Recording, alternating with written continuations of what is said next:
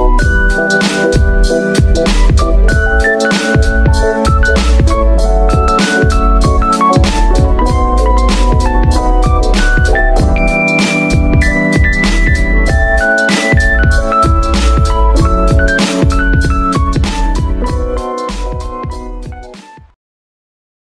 warahmatullahi wabarakatuh. Jumpa lagi bersama kami di acara Ngopi, Ngobrol, Happy. Ya, bersama saya Febri dan rekan saya Pandu. Oke, hari ini kita kedatangan tamu. Betul. Nah, dua orang tamu.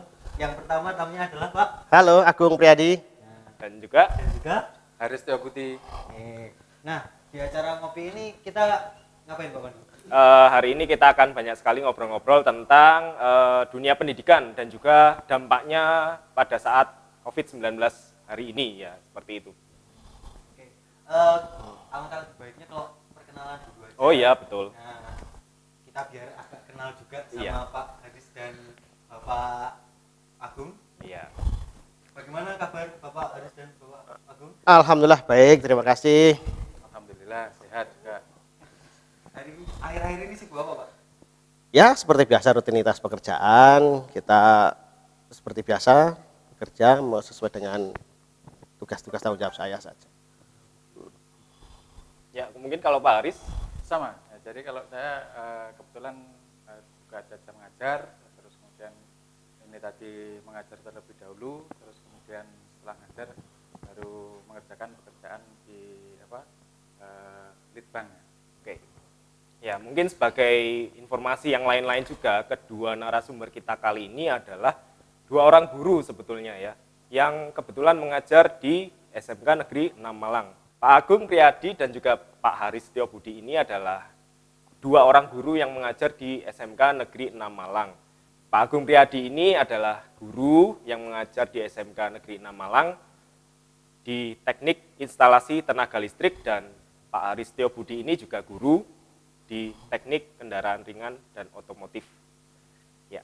Selain itu kayaknya mereka beliau-beliau berdua ini juga menjabat sebagai apa Pak? Ya, alhamdulillah saya mendapat tugas tambahan sebagai Wakil Kepala Sekolah bidang kurikulum akademik sejak tahun 2016 sampai dengan sekarang. Pak Haris? Kalau saya ada tugas tambahan di Kepala Unit Litbang GTK di SMK Negeri 6 Malang mulai tahun 2020. Urusan kalau saya. Ya. Kayaknya untuk mencapai jenjang karir itu kayaknya unik kalau kita kulik-kulik tentang Iya, betul. karirnya Ya, itu. karena sebagai seorang guru juga Ya. ternyata punya jabatan yang lain. Wah, ini kebetulan kita akan banyak sekali belajar informasi dari kedua narasumber kita gitu. Bersedia Pak? Insya Allah siap demi kebaikan, Oke. barangkali bermanfaat. Ya, yang penting bermanfaat. Ya. Ya. Siapa tahu nanti menginspirasi anak-anak, Iya. menginspirasi siapa, saya atau Pak Pandu juga. Iya. Betul. Itu. Oke. Bagaimana Pak Agung riwayat karirnya dulu kok sampai jadi sekarang itu bagaimana? Dulu saya itu masuk ke SMK 6 melalui proses ketika itu ada pendaftaran CPNS.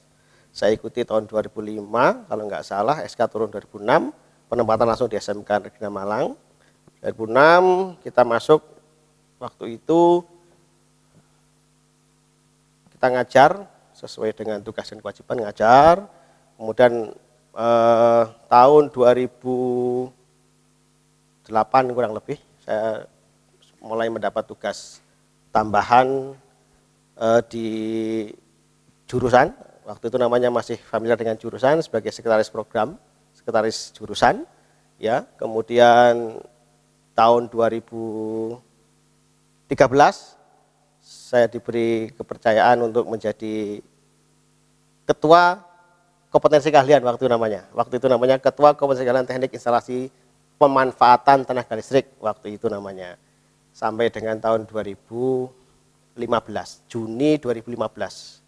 Dan Juni 2015 sampai dengan Desember 2015 saya diperbantukan di unit Litbang waktu itu. Kemudian Januari 2016 sampai dengan sekarang saya diberi tugas tambahan sebagai Wakil Kepala Sekolah bidang kurikulum. Itu sejarah singkatnya. Nah itu sangat menarik kan. Ya. Bagaimana kalau Pak Haris ini dengan Pak Haris bagaimana nih? Lebih lama kalau dia. Oh gitu. Kalau saya terus terang ya, Dari SMP. dari awal PNS saya pada tahun 95 ya, itu begitu saya lulus 95 wisuda bulan April kalau tidak salah dulu itu, terus kemudian ijazah keluar bulan Juli, terus kemudian ada pendaftaran CPNS. Setelah ada pendaftaran CPNS itu ikut saya, alhamdulillah langsung masuk seleksi, terus kemudian penempatannya itu di SMP 19 Kota Malang pada saat itu, dan selanjutnya pada tahun 2002 itu Kota Malang menginginkan ada SMK yang berbasis teknologi. Pada saat itu Kota Malang belum memiliki SMK yang berbasis teknologi, sehingga dari keinginan Kepala Dinas Kota Malang pada saat itu SMP 19 ditunjuk sebagai istilahnya semacam yang membidani untuk bisa lahirnya SMK Negeri 6 Malang. Akhirnya setelah melalui proses, akhirnya dapat tempat di sini, dan mulai tahun 2002 itu saya itu sudah mulai ngajar di SMP 19 pagi, yang sorenya atau yang siangnya di di SMK Negeri 6 ini. Dengan pada saat itu 2 jurusan, yang pertama adalah teknik Listrik pemakaian kalau nggak salah waktu itu namanya. listrik pemakaian, Listrik pemakaian. betul. Dan yang kedua adalah teknik mekanik otomotif pada saat itu. Jadi SMK 6 ini berdiri tahun berapa ya Pak? 2002. 2002 itu. Betul. Berarti sebelum SMK 6 ada, itu Pak Haris terus kayak punya program punya pemikiran nanti bikin sekolah gitu gimana Pak? Kalau punya pemikiran bikin sekolah pada saat itu enggak, tapi begitu ada ada rencana dari kepala dinas seperti itu, terus teman-teman yang di SMP 19 itu mengajak saya untuk bisa membantu membuat sekolah ini gitu loh, dengan harapan pada saat itu kalau bisa SMK 6 itu kita buat seperti politeknik. Artinya apa? Yang masuk itu benar-benar terseleksi, terus kemudian yang setelah keluar itu sudah ada yang memesan. Oke. Seperti itu. Ya. Jadi ini perjalanan yang panjang sekali ya untuk berdirinya SMK 6 ya, dari Pak Haris dan juga Pak Agung. Ternyata ini ada 2 sudut pandang yang menarik sebetulnya yang bisa kita pelajari di dalamnya. Dan juga ini semacam sejarah panjang ya dari SMK 6 itu sendiri, bahwa berganti-ganti generasi, berganti nama jurusan juga, ya kan? Dulu awalnya 2. Nah, sekarang jurusannya sudah berapa, Pak? 10. Wah, luar biasa sekali. Iya. Mana 8? Oke, 10 dengan 2 kompetensi keahlian itu 4 tahun. 4 tahun kita punya program 4 tahun. Iya. Nah, Iya. SIJA dan KJIJ. Yang terbaru KJIJ. Sekarang baru angkatan yang pertama. KJIJ bisa dijelaskan mungkin kepanjangannya? KJIJ itu singkatan dari konstruksi jalan, irigasi, dan jembatan. Kalau SIJA itu sistem informatika, jaringan, dan aplikasi. Dari SIJA itu bergerak di bidang IT, kalau KJIJ bergerak di bidang konstruksi. Luar biasa sekali. Itu juga masa sekolahnya juga enggak 3 tahun itu Pak? Saya malah belum dengar itu. Enggak. Enggak, memang kita itu menangkap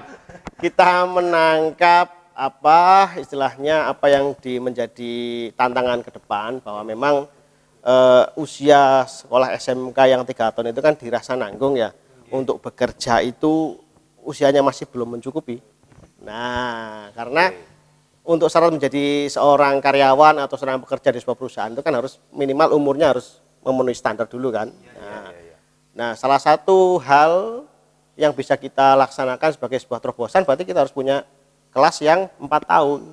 Sehingga di tahun keempat kan harapannya umur itu sudah siap masuk sebagai seorang karyawan atau seorang pekerja. Dan itu hanya ada di SMK 6, Pak?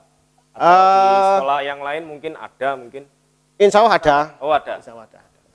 Nah itu ya teman-teman, buat semuanya yang masih awam dengan kok sekolah sampai 4 tahun, ngapain aja di sekolah? Nah, sudah dijelaskan Iya. sama bidang kurikulumnya langsung. Betul. Nah, oke ya. Ini kayaknya ngobrolnya makin seru nih. Ya. Nah, iya. Kayaknya kasih kesempatan dulu untuk minum kopinya dulu. Oh, silakan disponsori oleh siapa? Disponsori oleh kopi. Oke. Nah, untuk memberi kesempatan pada narasumber kita, mari kita kasih kesempatan dulu ya. Ya, untuk Dulu. break dulu. Oke. Kembali lagi nanti di ngopi, ngobrol happy.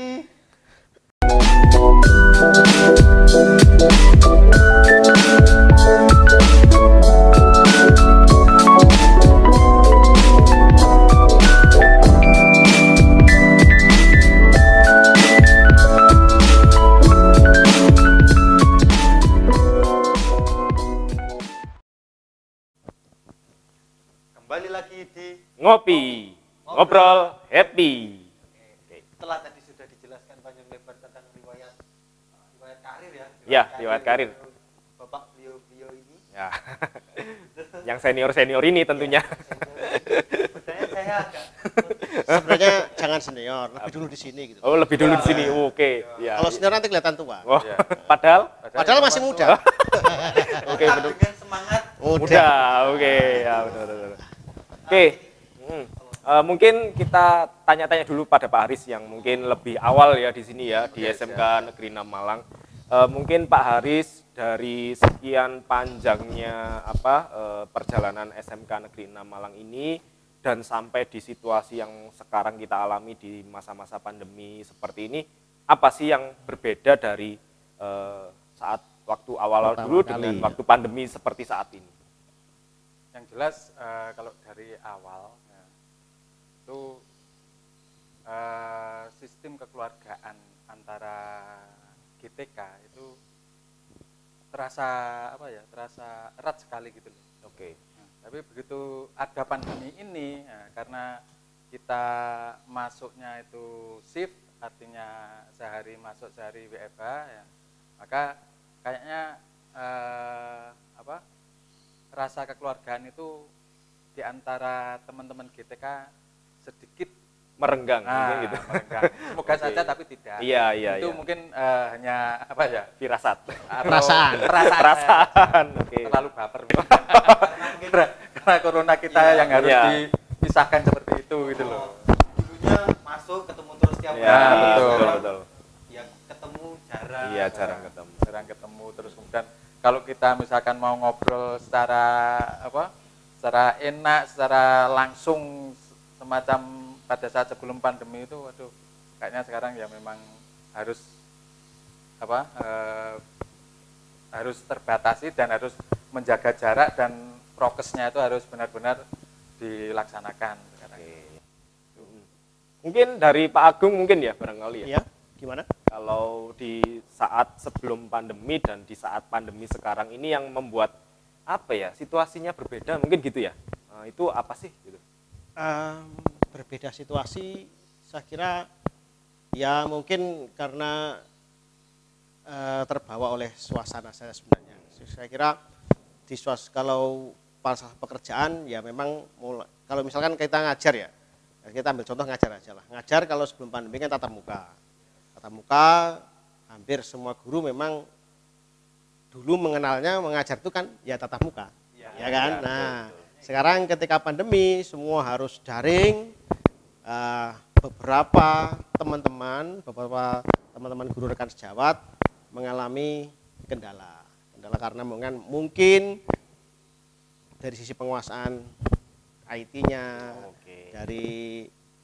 karena belum terbiasanya, lah itu aja di sana sebenarnya. Tapi secara kalau secara tugas pokok sama ya, kita masih mengajar, cuma beda strategi saja karena harus daring dan harus yang biasanya tatap muka harus daring itu aja. Dan model pembelajarannya juga harus menyesuaikan. Tantangan beratnya di sana karena sangat berbeda sekali. Ketika kita tatap muka dengan daring, banyak hal yang harus disesuaikan di masalah pembelajaran.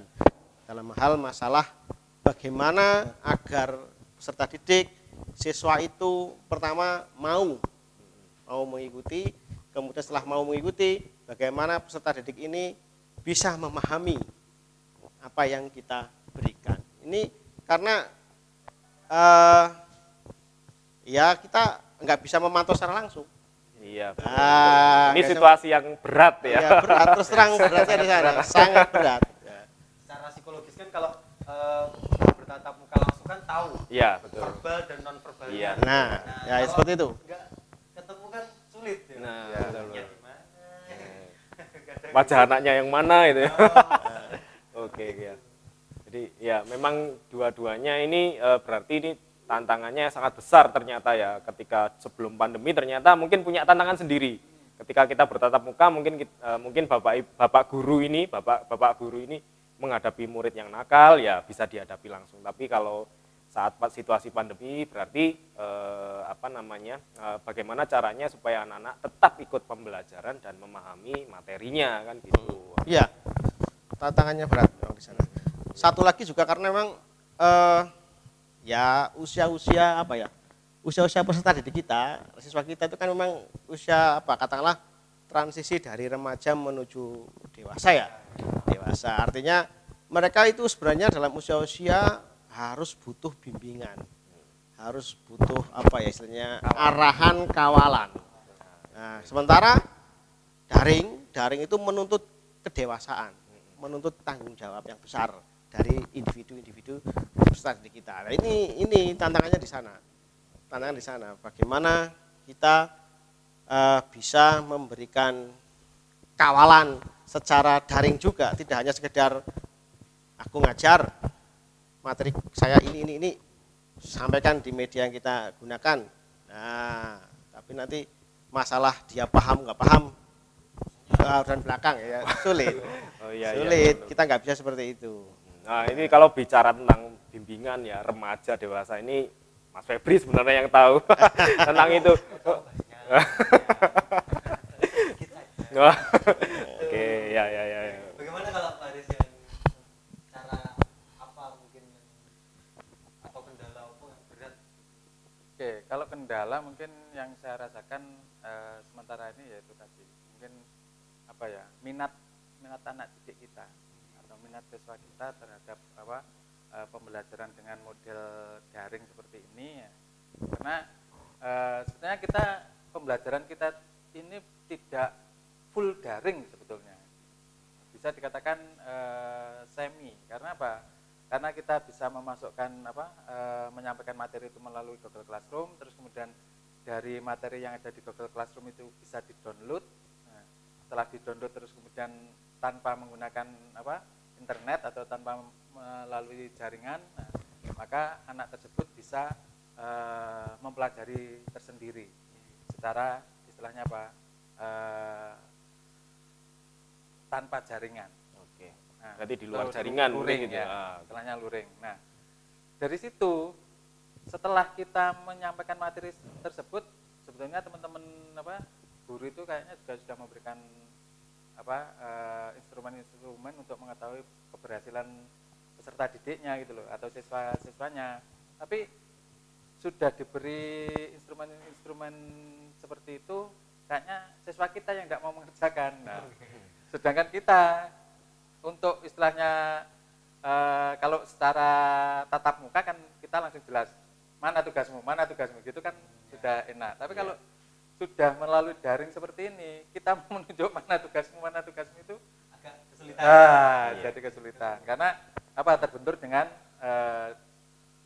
daring itu tadi, atau istilahnya terbentur dengan istilahnya media yang kita gunakan untuk pembelajaran. Kelihatannya Bapak yang memang Bapak Ibu guru sudah menyampaikan yang terbaik. Iya, betul. Jadi memang pembelajaran daring ini menuntut siswa seluruh Indonesia untuk belajar lebih bertanggung jawab. Betul. Dan mandiri, belajar mandiri. Ya, jadinya ya memang ini tidak dihadapi sendiri, tapi dihadapi bersama di seluruh dunia. Jadi nggak usah sedih banget ya, nggak usah baper. Nanti juga pasti selesai. Amin. Oke. Amin. Oke ya, kita kasih kesempatan lagi nih, karena kan ini ngobrol ngopi. Jadi kita ngasih kesempatan lagi untuk narasumber kita untuk ngopi ya. Oke, terima kasih. Ya.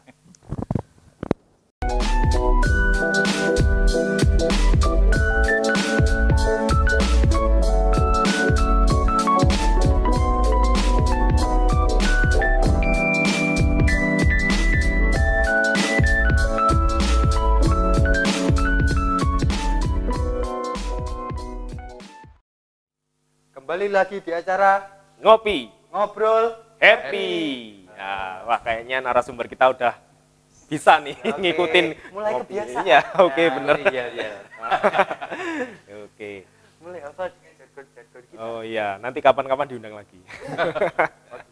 Nah, tadi sudah ngobrol banyak ya tentang pandemi, lalu juga ada beberapa tantangan yang dihadapi oleh bapak-bapak guru kita ini ya selaku sebagai seorang guru, tetapi kita belum terlalu tanya terlalu dalam nih di bagian unit kerjanya. Nah, itu kalau Pak Agung sendiri sebagai di unit kerja wakil kepala bidang kurikulum itu mungkin bisa dijelaskan Pak Agung apa saja program kerja di sana. Baik, untuk kurikulum itu kurang lebih kan istilahnya mengawal proses belajar mengajar ya. Belajar mengajar yang menjadi patokan secara umum. Memang di kondisi sekarang ini yang terbaru, situasi terbaru, perkembangan terbaru terkait dengan pandemi ini, kita perlu kerja ekstra terkait dengan berubahnya atau akibat penyesuaian dari yang tatap muka menjadi daring itu tadi. Kita benar-benar harus melakukan kontrol bagaimana supaya agar guru ini, bagaimana agar kita tahu bahwa guru ini itu benar-benar telah melaksanakan tugasnya dengan baik. Nah, sebenarnya kalau kita ingin ini bisa kita terapkan ke sekolah di SMK 6 ini. Pertama, untuk kalau menurut hasil kajian dari saya pribadi, untuk bisa berhasilnya di pembelajaran daring ini perlu di dalam setiap mapel itu guru itu ketika memiliki kelas daring di sana itu harus kolaborasi. Pertama, dari gurunya ini, di dalam kelasnya guru ini harus di sana terlibat wali kelas, terlibat guru BK-nya.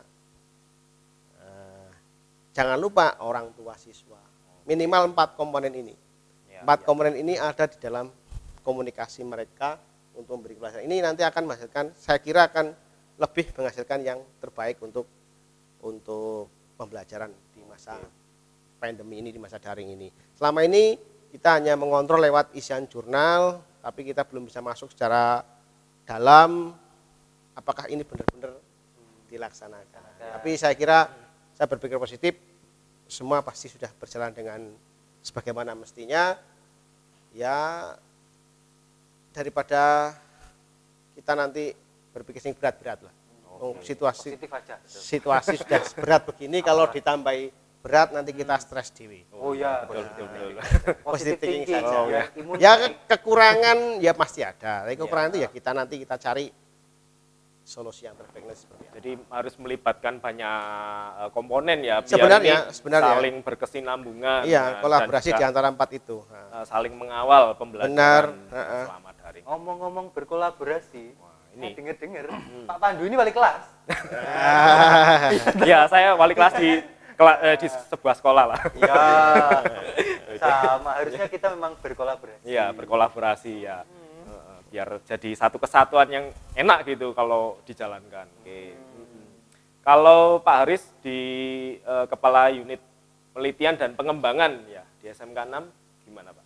Ya sebetulnya kalau diistilahkan penelitian dan pengembangan guru dan tenaga kependidikan di SMK 6 ya, itu menurut saya ya terlalu berat, terlalu berlebihan. Oh. Ya Pak. Mungkin akan lebih tepat kalau di Litbang GTK itu semacam oke lah, kalau unitnya mungkin bisa disebut unit Litbang GTK, tapi intinya di situ kalau menurut saya loh ini ya, memanjakan kepada teman-teman GTK. Oke. Kenapa dimanjakan? Tanda kutip ya dimanjakan, karena untuk segala sesuatunya, katakan untuk kenaikan pangkat harus ayo Pak naik pangkat, siapkan ini. Berarti dilus-lus gitu ya? Dilus-lus gitu. Menurut saya gitu ya.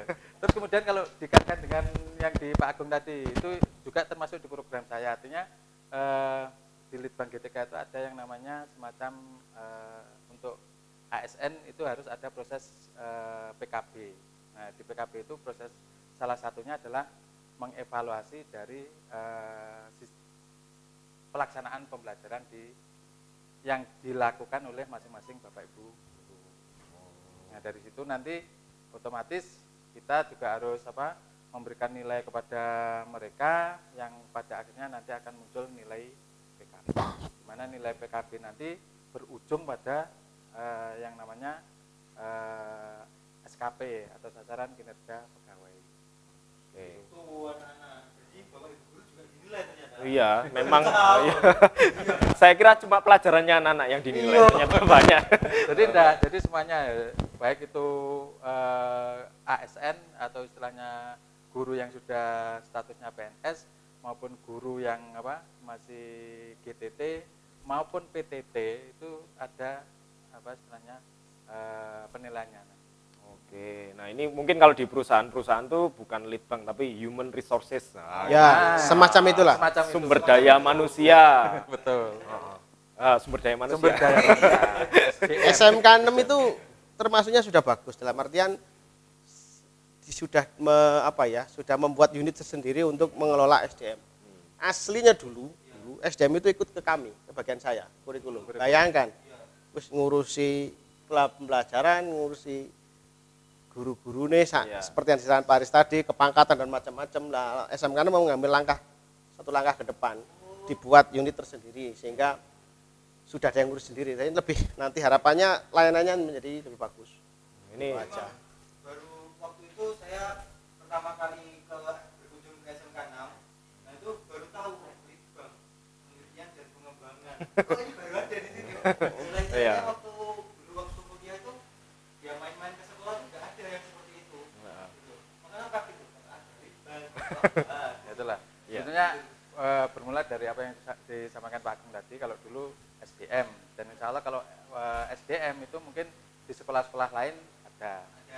Dari SDM karena di sana ada pengembangan sumber daya manusianya. Nah, karena ada pengembangan sumber daya manusia, kalau seperti itu akhirnya dibuat litbang itu tadi, karena ada penelitian dan pengembangan. Penelitiannya berupa apa? Karena guru sekarang juga dituntut harus melakukan penelitian tindakan kelas. Nah, itu masuk di situ juga. Terus nanti seminarnya juga diurusi oleh litbang itu tadi. Oh, ternyata banyak ya pekerjaan yang diemban oleh bapak-bapak guru kita ini, waduh, luar biasa. Masalahnya yaitu di musim pandemi seperti ini, ya akhirnya semuanya. Ya, itu mungkin bisa menjadi tantangan tersendiri ya, sangat ini istilah kerennya challenging gitu, menantang sekali ya. Jadi untuk kurikulum tantangannya adalah di bagian pembelajarannya anak-anak gitu. Kalau di Pak Aris di litbang berarti untuk ini ya bagaimana membangun guru-guru. Ternyata termasuk juga kedisiplinan guru juga, itu yang saya tangani. Oh, jadi nggak cuma murid aja yang diluruskan iman dan ketakwaannya, ternyata guru-guru. Berarti ada taktiknya Bapak. Wah, itu ya ini polisinya guru. Polisinya guru gitu ya. Harusnya seperti Yang nyemprit ini kalau datang terlambat, pulang lebih awal. Nilai. Ya keren ya. Terancam gitu kayaknya. Oh iya, benar. Di SMK 6 kayaknya nggak ada yang kayak gitu. Oh, enggak ada. Sejauh ini baik-baik saja. Sejauh ini baik-baik saja. Ya. Alhamdulillah. Kalau pengakuan bapak-bapak ini bagus lah, masih. Walaupun ya mungkin menyiasati jika mungkin ada yang seperti itu, nanti langkahnya yang disampaikan Pak Aris tadi. Iya, betul. Ya. Nah, ini kayaknya kita udah ngobrol-ngobrol banyak sama kedua narasumber kita ya. Jadi terima kasih sekali lagi pada Pak Haris dan Pak Agung. Terima kasih sama-sama ya. Karena sudah datang ke tempat kami ya di acara kita hari ini, dan sebetulnya ini episode pertama Pak. Nah, ini perdana ya. Jadi semoga nantinya kita bisa melakukan ini dengan baik dan lancar itu. Amin. Dan Ya. yang jelas seperti yang disampaikan Pak Agung di awal tadi, semoga bermanfaat bagi yang lainnya. Gitu. Ya, amin, pasti bermanfaat sekali karena kita banyak sekali menggali informasi dari bapak-bapak yang jadi narasumber hari ini. Mungkin itu aja, Febri. Ya, kayaknya cukup deh. Hikmahnya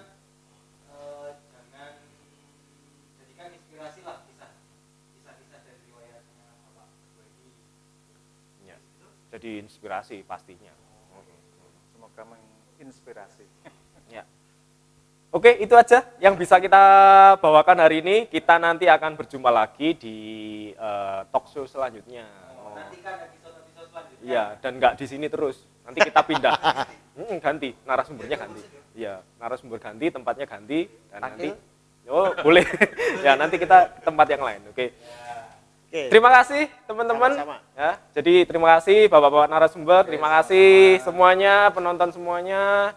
Jangan lupa memberikan tanda ini jempol, tanda jempol di tautan atau di link YouTube kita. Jangan lupa diberikan komentar, beri kritik dan saran untuk kita, dan jangan lupa untuk subscribe ya.